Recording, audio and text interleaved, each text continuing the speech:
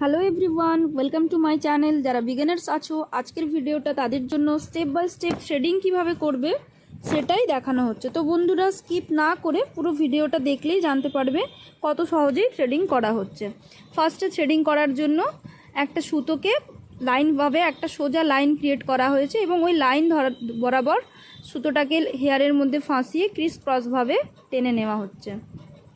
তো এভাবেই যখন রাইট সাইডের থ্রেডিং করবে তখন সামনে থেকে করবে, এবং যখন লেফট সাইডের থ্রেডিং করবে সেটা ক্লায়েন্টের পেছন দিক দিয়ে করতে হবে। তো সেমভাবেই লেফট সাইডের থ্রেডিংটাও আমরা করে নেব।